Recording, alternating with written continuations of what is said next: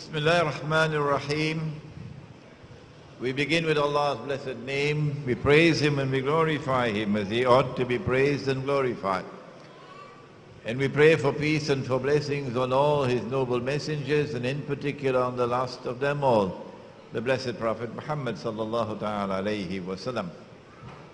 We have been engaged so far in what can only be described as a fascinating journey.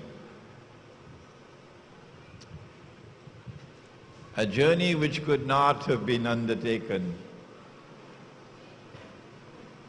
for all these 1400 years.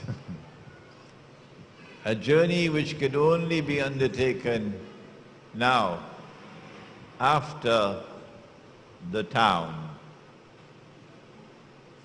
after the return of the people to the town, only now. So if you do not find this information in the books of tafsir,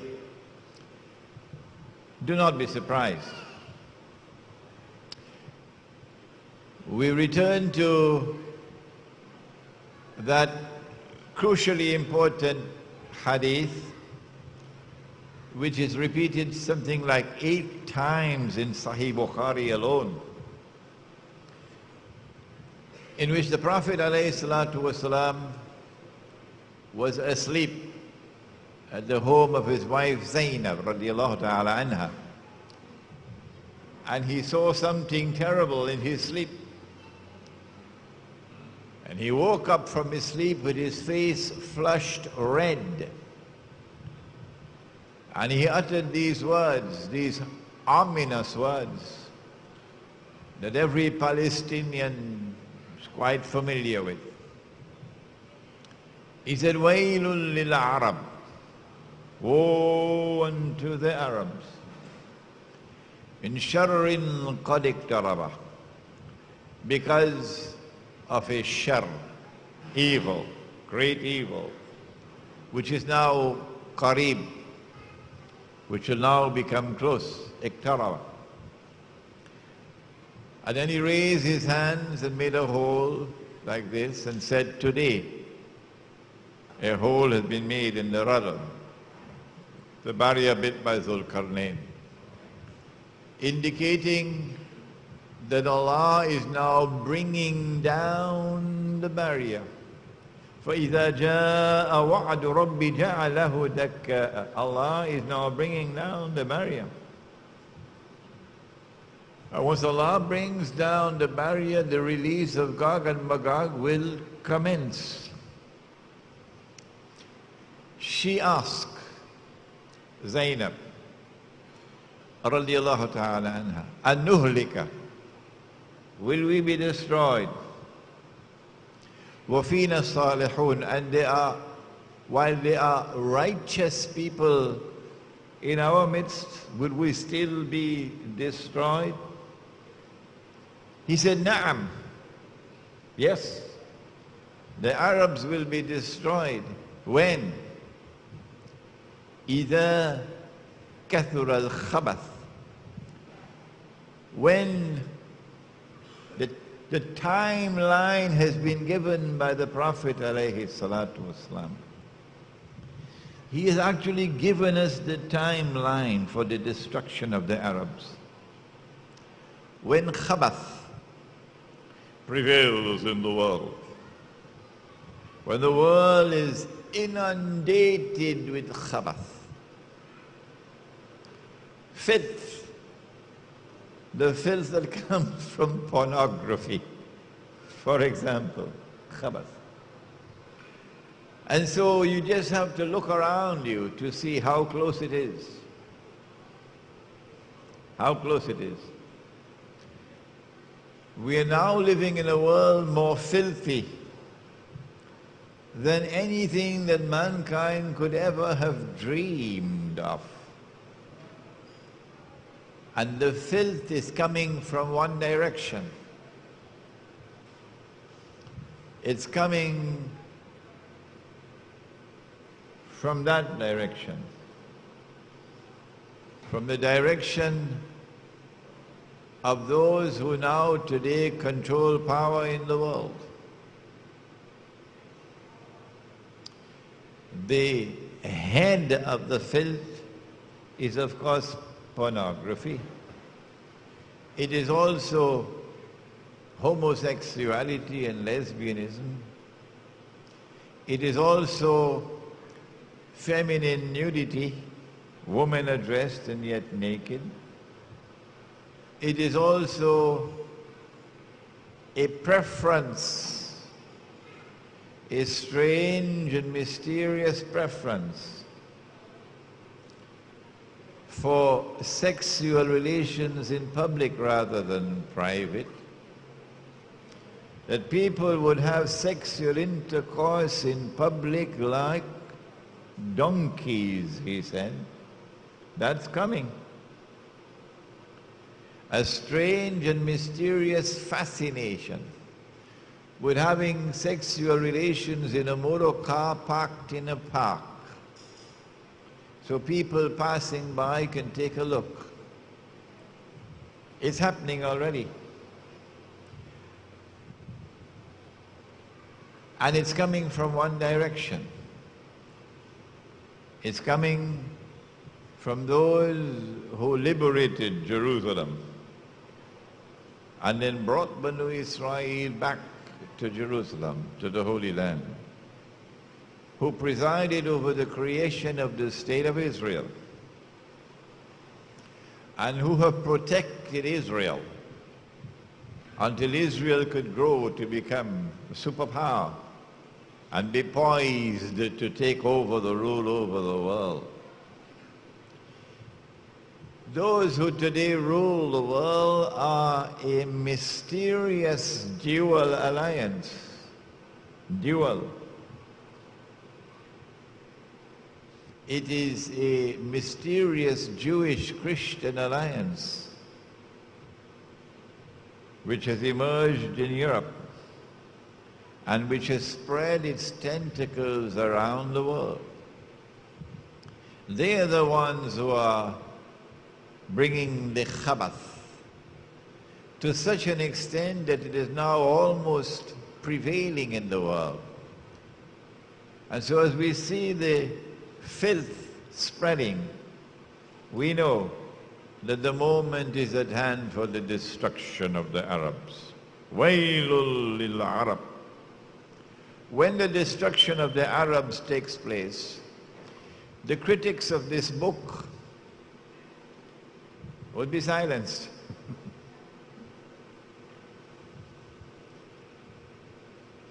But I want to take you now back to that spot in the Caucasus Mountains, because we want to fine-tune our attempt to identify Gog and Magog.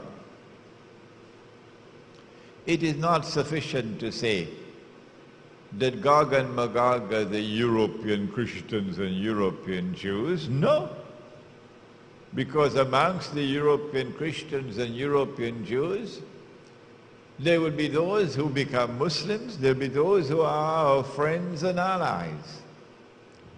Do not make the mistake of declaring of all Jews that they are your enemies, and all Christians, they are your enemies. That will be quite foolish.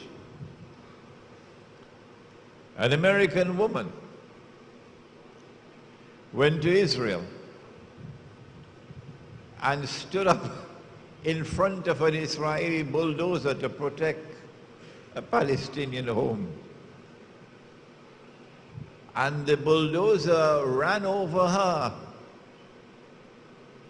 The media, of course, buried it. Can you say of that woman that she is your enemy? Could you say of that woman that she is Gog and Magog? But she is white, and she is American. So we would have peanuts in our heads if we make a blanket statement, all white people, or all Americans, or all Christians, or all Jews. Not at all. Don't fall in that trap. Let's fine tune to try to locate Gog and Magog.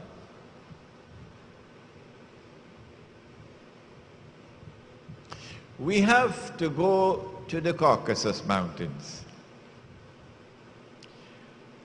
And there at the Caucasus Mountains, we have to look for a people with power. There have to be a people whose power was greater than any other power in the world at that time. We have to look for a people who will eventually be moving from that northern area and moving towards Jerusalem.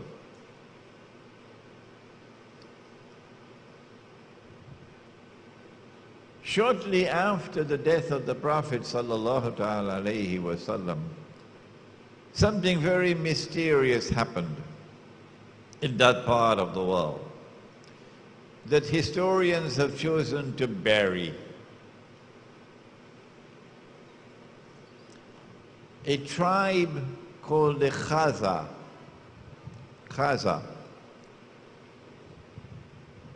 chose to embrace Judaism.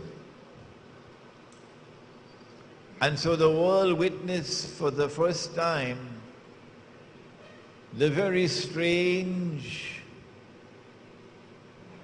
phenomenon of a non-Semitic people becoming Jews. Non-Semitic becoming Jews. The genetic research is available on the internet. Anyone can study it. You had conferences, medical conferences, which were organized to study these people, their genetic composition. They had a genetic composition which was unique in all of mankind. No people in the world were like them. This is scientific research. And these people, the Khaza, chose to convert to Judaism, but they did so not for any religious reasons. They were not so much interested in the Kitab and to follow the law. They embraced Judaism for purposes of political expediency. They were sandwiched between Islam and Christianity, Byzantine Christianity, and they chose Judaism.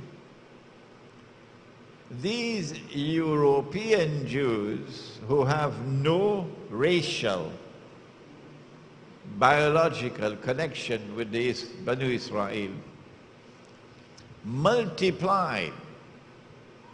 وَهُمْ مِنْ كُلِّ حَدَبٍ يَنْسِلُونَ. Nasl, they multiplied and breeded to such an extent that today 9 in every 10 Jews in the world, 90% or more, are European Jews. They outnumber the Semitic Jews by 9 to 1 or 10 to 1.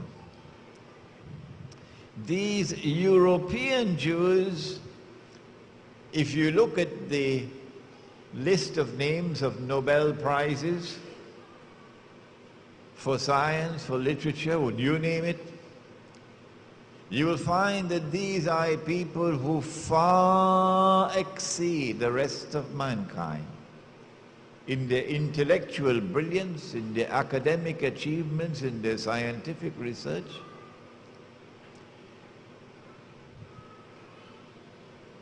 They are a people different from the rest of mankind. And then you find that these Khaza who became Jews also chose to become Christians. So you have the Khazar infiltrating the camp of Judaism and infiltrating the camp of Christianity as well. And from the ranks of these Khazar Jews and Khazar Christians, the emergence of the Jewish-Christian alliance can be traced.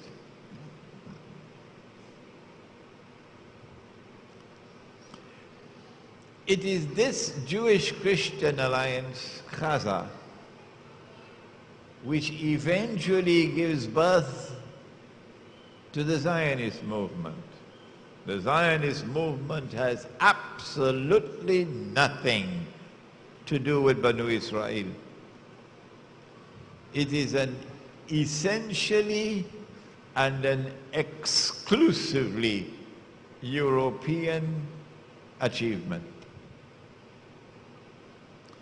It is these Khazar who, having become Jews, first Jews and then Christians, who built an empire that was the most powerful in Europe and Central Asia. And when the armies of Islam had simultaneously defeated the two superpowers in the world, the Persian Empire and Byzantium, and had emerged as the most powerful military force in the world, Khazar blocked our way. We could not defeat them. And so it would be quite correct to say that the Khazar demonstrated a military power without equal in the world at that time. It is from this part of the world that they spread out. They spread out to Eastern Europe, they spread to Russia, and eventually crossed the sea to the United States. And they are at the heart of the revolutions which transformed Europe from Christendom into modern Western civilization. They are at the heart of the Bolshevik Revolution in Russia, which overturned Christianity in Russia. They are at the heart of the French Revolution, in consequence of which the back of the Christian church is broken. The prohibition of riba is now consigned to the garbage bin. And they are at the heart of the creation of the Zionist movement.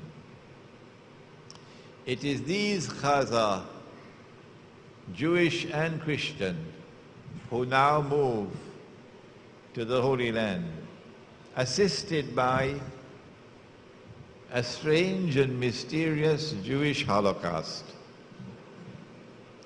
And the history of that will one day be revealed on Judgment Day. How much was their input into the Holocaust? So that you have an exodus now of these European Jews to the Holy Land. When the state of Israel comes into being, who it is who controls power in Israel? Not the Oriental Jews, the darker-skinned Jews. No, they are second-class citizens. The ones who control power in Israel are the European Jews. There is the last part of this analysis, which is absolutely fascinating. I have to confess that I enjoyed writing this book. I know that we'll have to write a second edition because there are very important parts which are left out for size. But here is the hadith that after Nabi Isa alayhi salam returns, and after he kills Dajjal, the hadith says, فَبَعَثَ اللَّهُ يَأْجُوجَ وَمَأْجُوجَ. Allah will send Gog and Magog.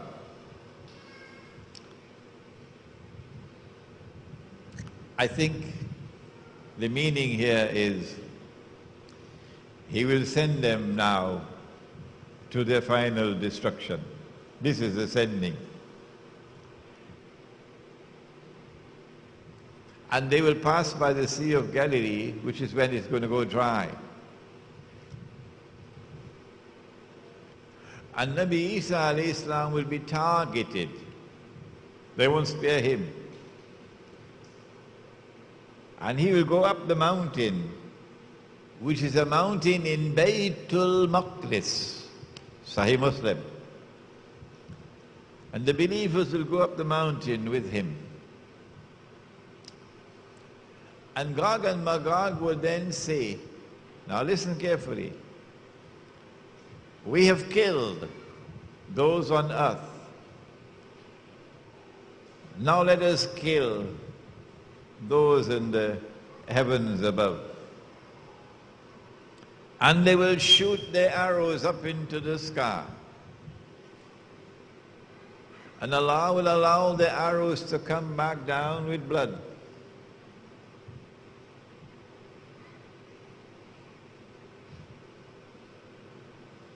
And then Nabi Isa alayhi salam will make dua to Allah to destroy them.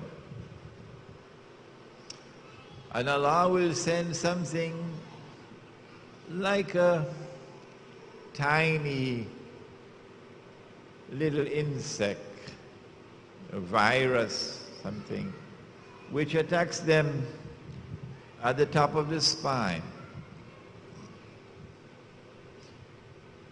And they display an amazing incapacity to defend themselves.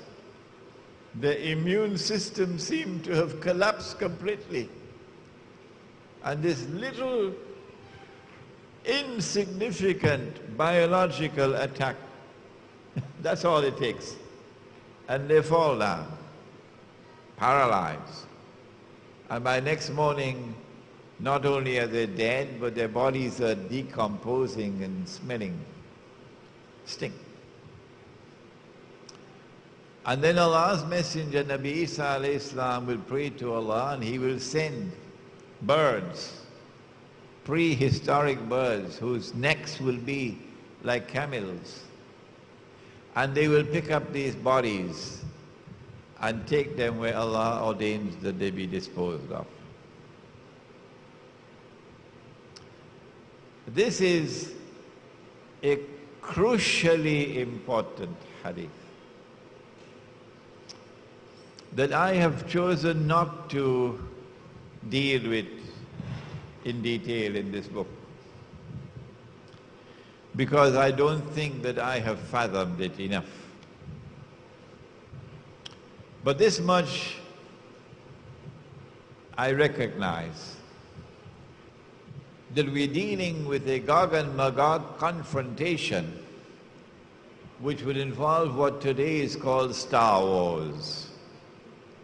Missile technology that would send missiles up into the sky, a war involving missiles up in the heavens.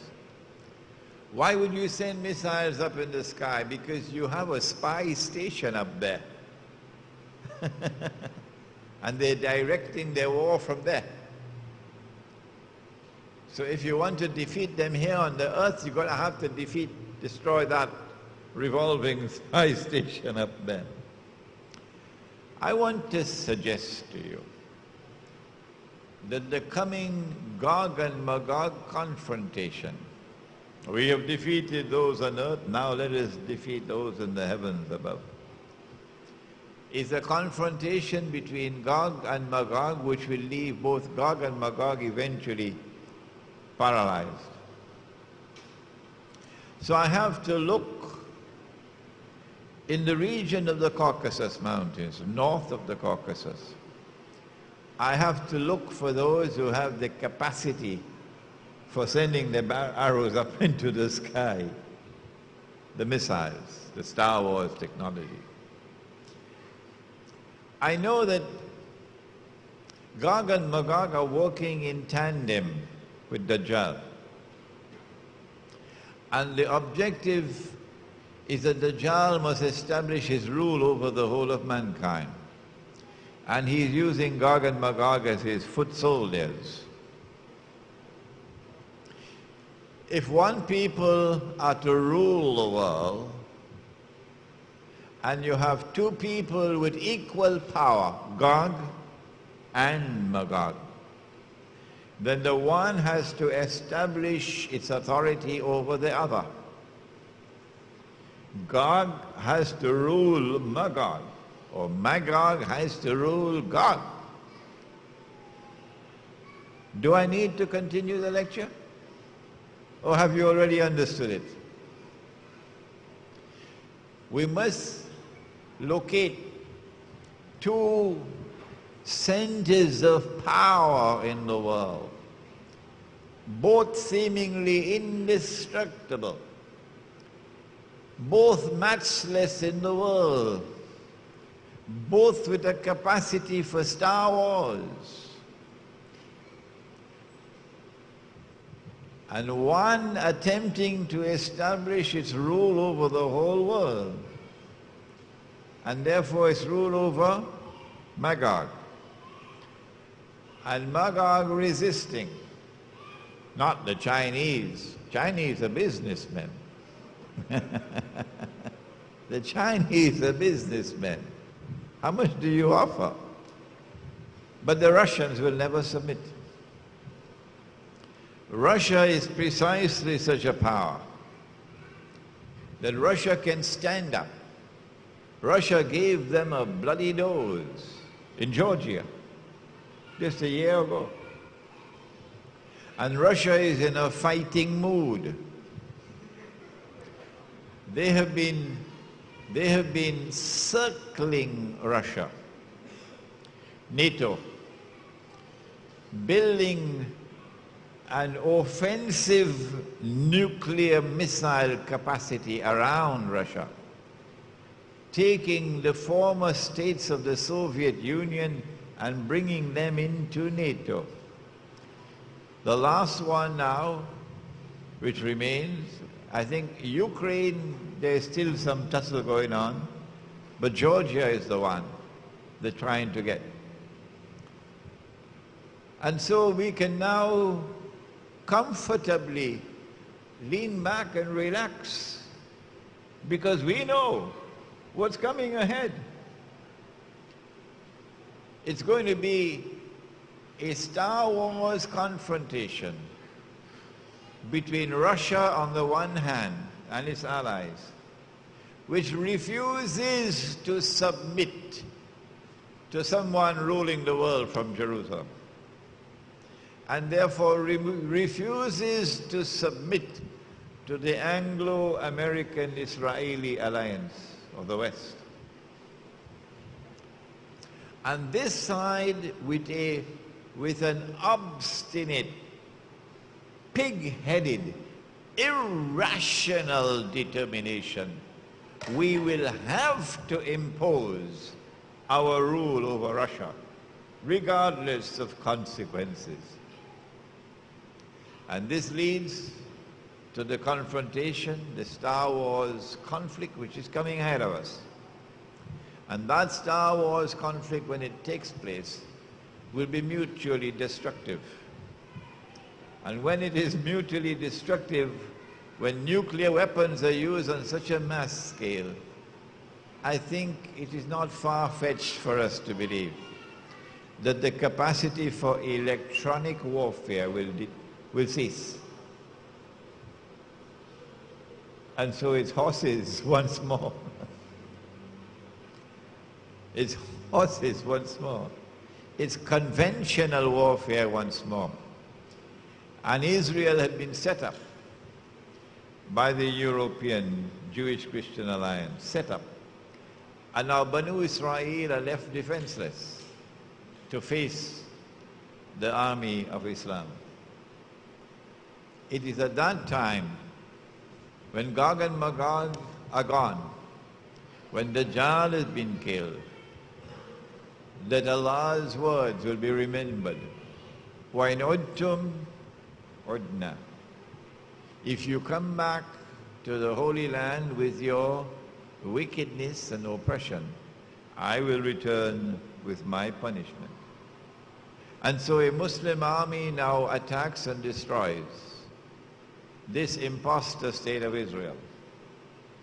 At that time, said Muhammad alayhi salatu wasalam, لَتُقَاتِلُنَّ الْيَهُودِ. I quoted this hadith at the State University of New York in Stony Brook with the Jews sitting in front of me. And they went and they complained to the head of the university. I said, what did I do? If I don't have the freedom to quote the Quran and the hadith, I might as well go and plant peas. Where is your freedom? لَتُقَاتِلُنَّ الْيَهُودِ. You will most certainly fight the Jews. وَلَتَقْتُلُنَّهُمْ. And you will most certainly kill them. حَتَّى يَقُولُ الْحَجَرُ. At that time even the stones will speak. Because the stones will have a higher sense of morality than those stones which inhabit their hearts. حَتَّى يَقُولُ الْحَجَرُ. At that time even the stones will speak. Ya Muslim, O Muslim, هَذَا يَهُودِيٌّ وَرَائِي فَتَعَالَ فَاقْتُلْ. There's a Jew hiding behind me. So come and kill him. Not all Jews. No. Because there'll be other Jews who'll be with us, standing up to face an Israeli tank, giving their lives in standing up to oppression. So not all Jews. No. Muhammad alayhi salatu wasalam is talking about the Jew who is the agent of oppression. This is the one. There's a Jew hiding behind me, so come and kill him. We are now able, therefore, to offer, and all that we're doing is offering a preliminary opinion of identifying Gog and Magog in terms of the centers of power, not individual. Don't ask me for names, because we have Gog and Magog in Egypt as well now. And I'm reliably informed there are Gog and Magog in Islamabad, in Pakistan as well. And you have Gog and Magog all over the world. So don't ask for names. We now are in a position to offer what can best be described as a preliminary opinion, which is now subject to the critical examination by the Ummah, by the scholars. And a scholar would not take this book and refute it, rip it apart, by simply searching, where can I find a little crack in it? That's not scholarship. A scholar will go through it and see what is there in this which convinces me that it is the truth, and what is there in this where my brother may have fallen short in his analysis or may have erred, and then would respectfully offer an opinion to correct something where I may have gone wrong. That's scholarship. So now we have completed our explanation of the subject of Gog and Magog. It's probably the first time that this kind of an explanation has been offered in our history as an ummah. And we pray to Allah subhanahu wa ta'ala to forgive us if we have erred, and to kindly increase for us our knowledge of the subject. We now have half an hour.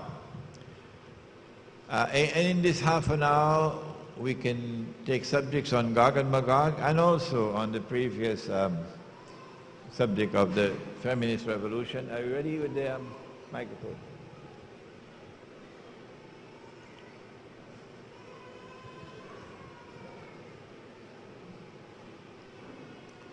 Yes, Yusuf.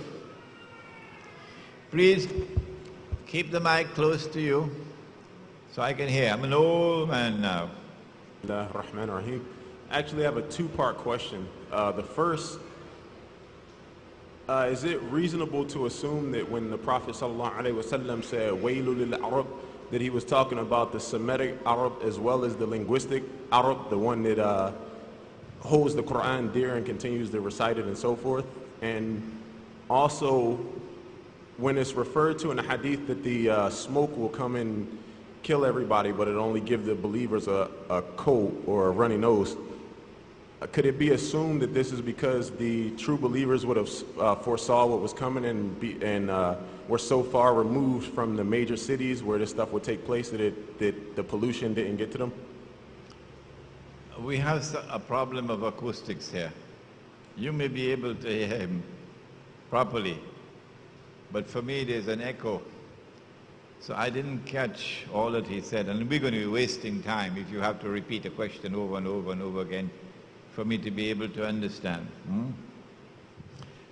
Could you come close up to me? Yeah. Sisters, in fact, better if you could just write out your questions quickly. That saves us time. Yeah. I was saying that, is it safe to assume that when the Prophet said "Wailu lil Arab," that he was talking about the Semitic Arab as well as the linguistic Arab who holds the Quran close to them and continues to recite it and so forth? And when in the hadith where it's stated that the smoke will kill everybody except for the true believers who would only get a runny nose, is that because they would be so far removed from the major cities where this would take place? Okay. Wailul lil Arab, said the Prophet ﷺ. And Yusuf is asking, which Arabs are going to be destroyed? Would it be the Arabs who are, racially Arabs, in terms of their racial composition, the Semitic people? Or would be those also in the periphery who are not Arabs in terms of race, but have acquired the Arabic language, like Sudan? I believe that the destruction of the Arabs is in consequence of the physical proximity in and around the Holy Land. That's where the threat is. And so the Arabs who are going to be destroyed would appear to me to be those who are in and around the Holy Land. How far out, only Allah knows, but definitely in and around the Holy Land. After Nabi Isa alayhi salam dies, Nabi Muhammad alayhi salatu wasalam said that he'll be buried next to me in Medina. And I gave this lecture, I think, in Sydney.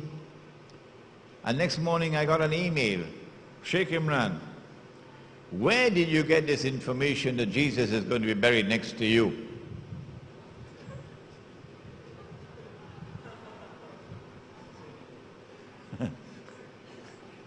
Nabi Muhammad said, alayhi salatu wasalam, that Nabi Isa alayhi salam will be buried next to him. After Nabi Isa alayhi salam has died, the historical process has reached its end, its culmination. There are no more pages left to be turned. All that remains now is the mopping up. And so Allah subhanahu wa ta'ala releases into the world something which may be described as a gas. And whoever has even a grain of a mustard seed of faith in the heart would inhale the gas. Wherever you are, even in a cave, in a mountain, and you would die. And the only people left in the earth after that would be those who have no faith. There'll be no one on the earth saying Allah, Allah. Meaning, saying Allah, Allah with the heart. So if after that you see Maulana with his head down, quoting Quran and Hadith, after the gas is gone, you know, he survived the gas. Despite a mountain of knowledge of Quran and Hadith, he survived the gas. Amongst those people, a man would pass and see two people committing sexual intercourse in public. And he would say to the man, "This is the most righteous that you would find. Can't you at least take her behind the wall? Can't you at least take her behind the wall?" I don't know about the runny nose. That hadith never came to me. Any other questions, or have you written your questions as yet? It'll be helpful to me if you write them down. Save time. Yes, next one. Assalamu alaikum wa rahmatullah, Sheikh Imran. Wa alaikum salam. I had someone wanted me to... Come close to me. Save time. Someone wanted me to ask you your opinions on 2012. 2012, okay. Yesterday, in the political analysis, we said that Israel will have to dramatically expand its territory to encompass the biblical frontiers of the Holy Land. Whoever wrote the Bible, whoever rewrote the Bible, read Richard Friedman's book, please. Richard Friedman, an eminent American scholar of the Bible, PhD from Harvard. And his book was, Who Wrote the Bible? You will not regret reading that book. Whatever is written in that book confirms what Allah has said in the Quran.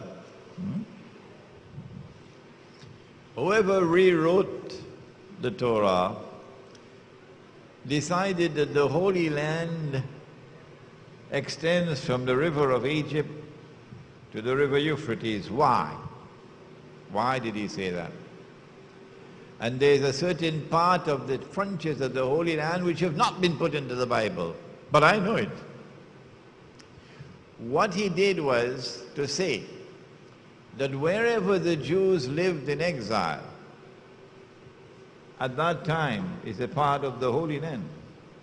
And since Nabi Yusuf alayhi salam took the Jews to Misr, and Misr is not the whole of Egypt. Today Misr is the whole of Egypt. But at that time Misr was the eastern delta between the Red Sea and the River Nile, the fertile eastern delta. That's where the Jews lived, the Israelite people. So he says from the river of Egypt, meaning the eastern delta where the Israelite people lived for 300-400 years, to the river Euphrates, because they were taken to exile in Babylon. Exiled in Babylon, they were enslaved in Babylon. So that's why the river Euphrates. But remember, the Jews also went to Medina. The Jews also lived in Medina. And so it is likely when Israel makes the effort to extend the territorial frontiers of the state to encompass the biblical frontiers, it is possible that there will be an attack on Medina, in addition to one to Egypt. And then Israel takes control of the Suez Canal. Israel controls the oil of the Gulf. I want to suggest to you that Israel is planning that big war. And Israel will use weapons of war never used before in history. I want to suggest to you, as I did yesterday, that Israel cannot make that move. while a significant military threat still remains in the hands of Muslims.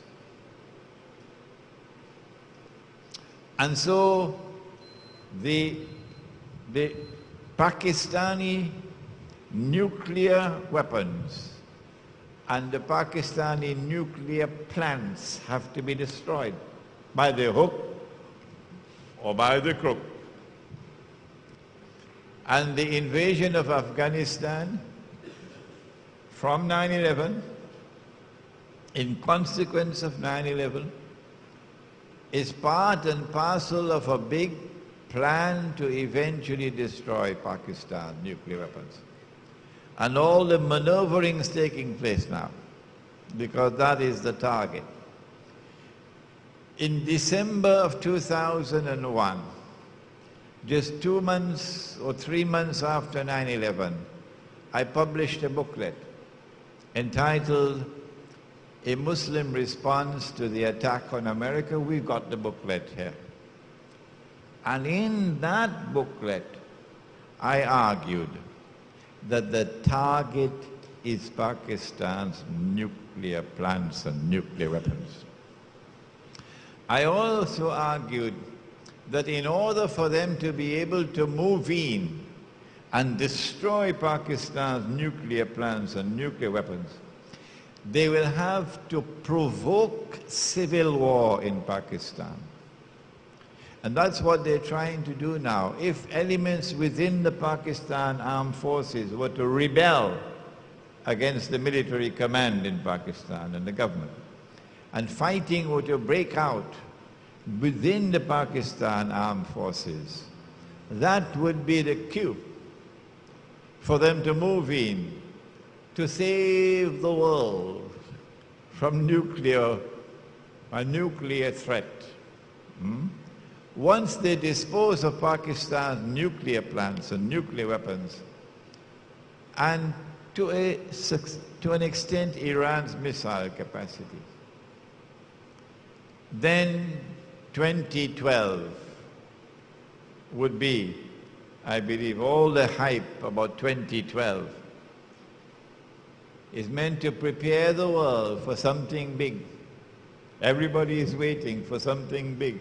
So let's not disappoint them. And 2012 perhaps can witness Israel's big war, the use of nuclear weapons in Israel's war. And eventually, it will then become clear that Israel has replaced the United States as the ruling state in the world. A defining moment in history for the transfer of power from the United States to Israel to be recognized by the rest of mankind.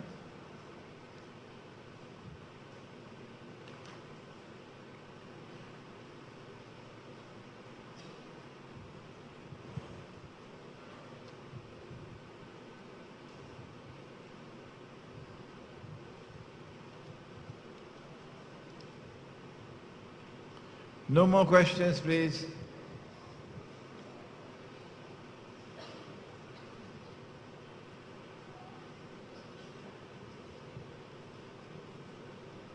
Well, this is a nice question. How do we look for a wife?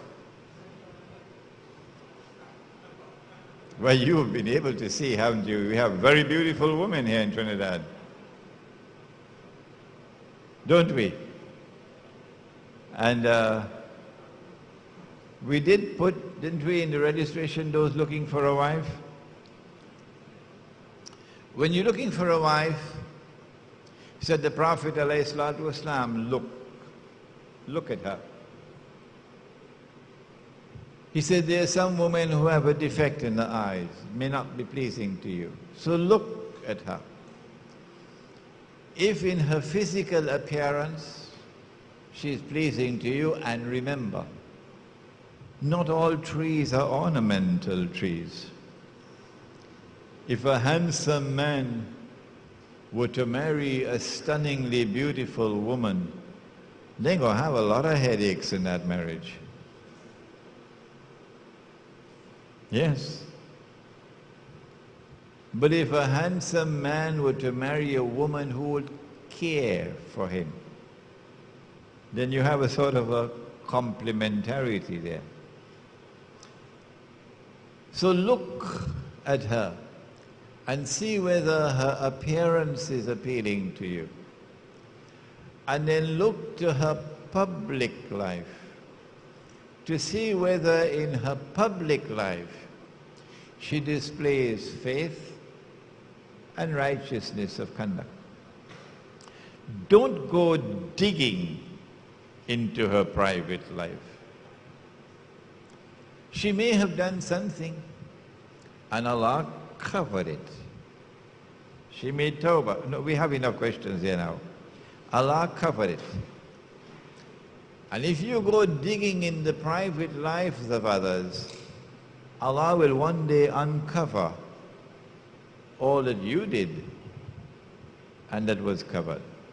That's all you need to look for a wife.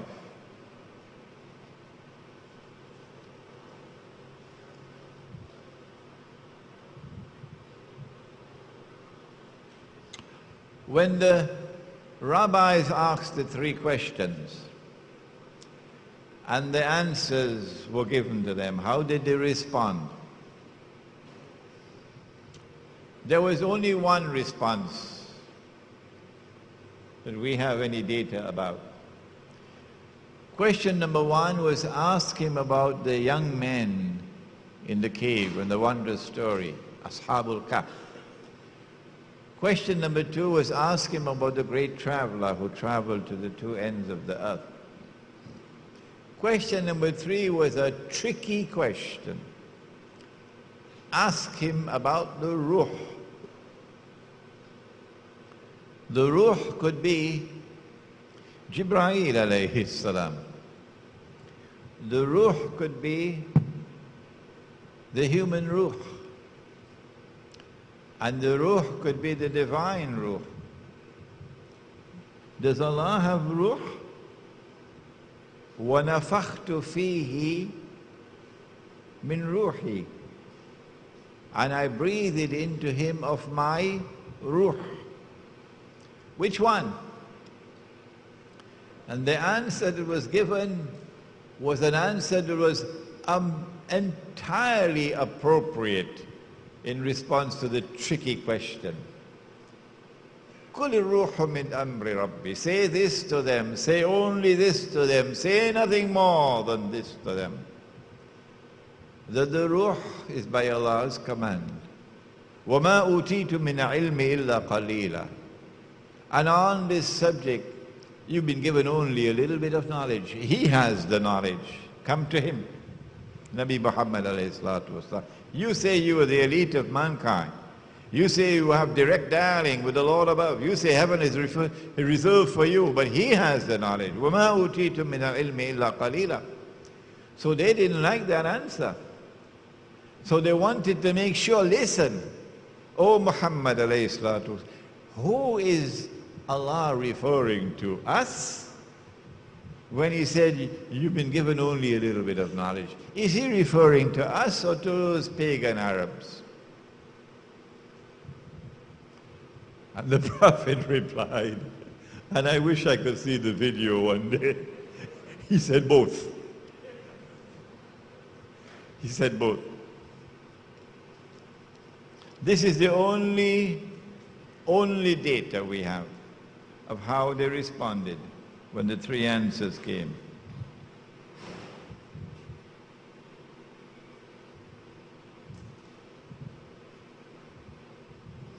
You said that Gog and Magog would not actually drink up the water.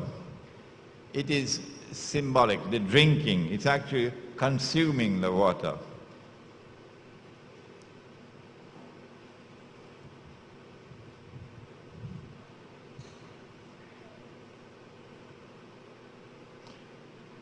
Is it possible that in the same way that the language drinking the water is to be understood and interpreted symbolically, that the entire subject is symbolic? No.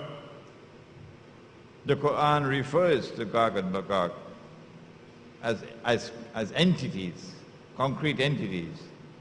And Muhammad alayhi salatu wasalam said that they are human beings. They are Banu Adam. They are human beings.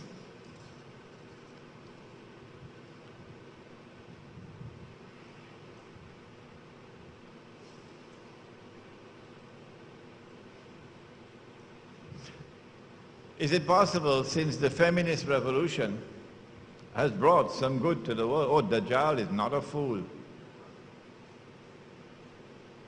Dajjal is someone created by Allah. Dajjal is someone who is programmed by Allah. It is not Shaitan who has created Dajjal, Allah has created him. And Allah has programmed Dajjal. Can Allah create evil? قُلْ أَعُوذُ بِرَبِّ الْفَلَقِ مِنْ شَرِّ مَا خَلَقَ. Say, I seek refuge with the Rabb of the Falaq, the dawn, from the shar which He has created, the evil which He has created. He never created human beings as evil. لَقَدْ خَلَقْنَا الْإِنسَانَ فِي أَحْسَنِ تَقْوِيمٍ. Human beings have been created in the best form. وَلَقَدْ كَرَّمْنَا بَنِي آدَمَ. And we have honored the progeny of Adam. Human beings are not created evil. Iblis was not created evil, no. Iblis chose to disobey. So where is the evil that Allah created? Where? The evil that Allah created cannot be other than Dajjal and Gog and Magog.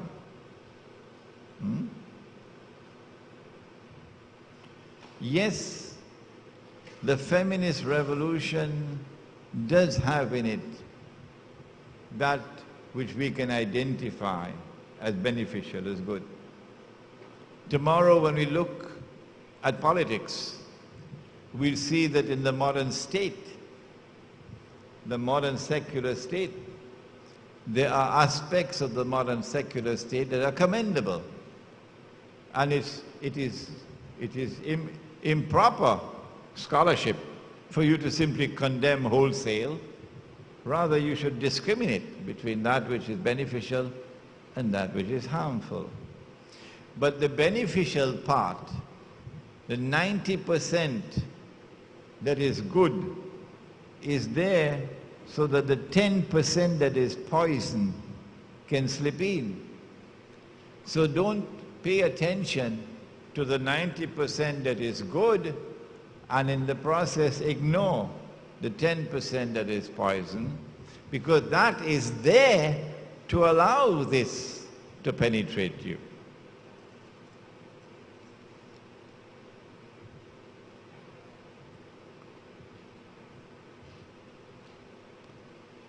Can Dajjal enter the Muslim village?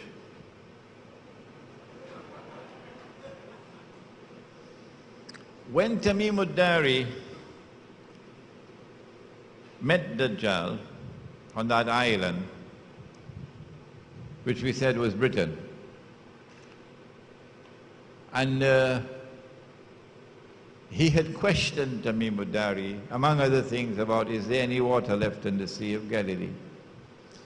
He then declared, I am Dajjal. And he warned that I will enter every town and every city. But he never mentioned villages.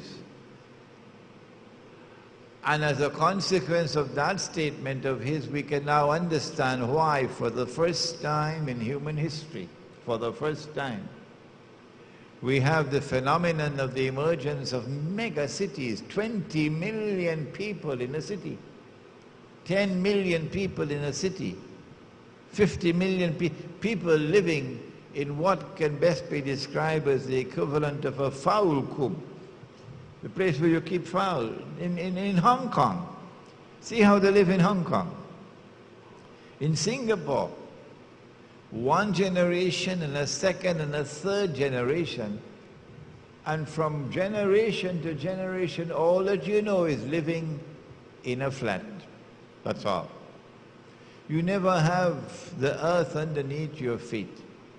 You can never play amongst the flowers. You come outside of your front door. You're living always in an apartment.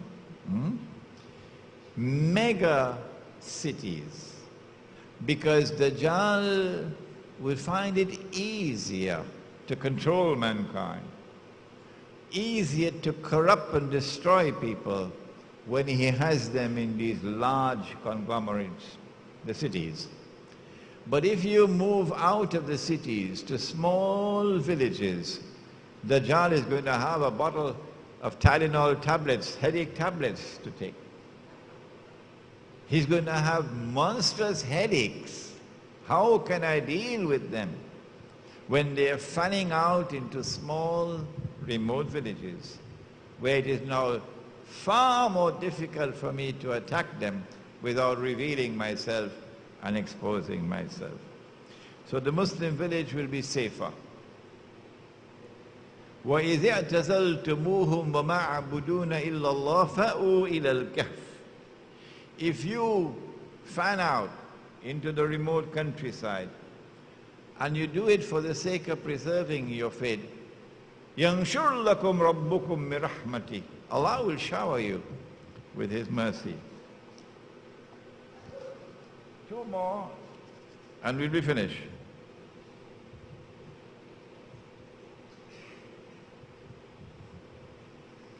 The hadith on Sham and Yemen. Allahumma barik lana fi Shamina wa Yemenina. We leave this question for tomorrow.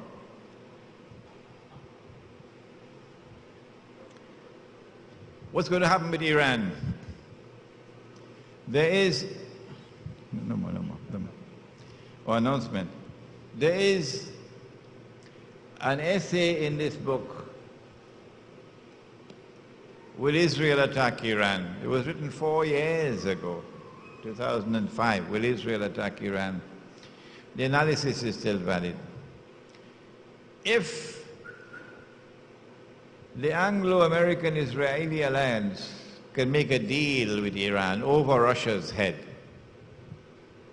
to bypass Russia and make a deal with Iran, then we'll offer you Shia control over the Sunni world. And Iran accepts that deal and dismantles whatever Israel considers to be a threat. Then there will be no attack on Iran. But the direction in which we are moving is one in which Iran is increasingly demonstrating a preference for an alliance with Russia. An alliance with Rome, that's what is in the hadith, over a deal with the Western world. So long as Iran remains in that state of preferring an alliance with Russia, it is inevitable that they'll eventually attack Iran. This is the end of this session, and tomorrow we come back for the last day of the retreat. At 5 o'clock, here we are. Buses will be here at 4:30 sharp, and we'll be leaving at 5 o'clock sharp to Islamic Missionaries Guild, one of the organizing bodies, in a place called Kelly. Those of you who are interested in doing some shopping, you get on one bus, while the others who want to have dinner will go on the other bus to Kelly. So the first bus you have to do without dinner. No, I'm only kidding. Assalamu alaikum wa rahmatullah.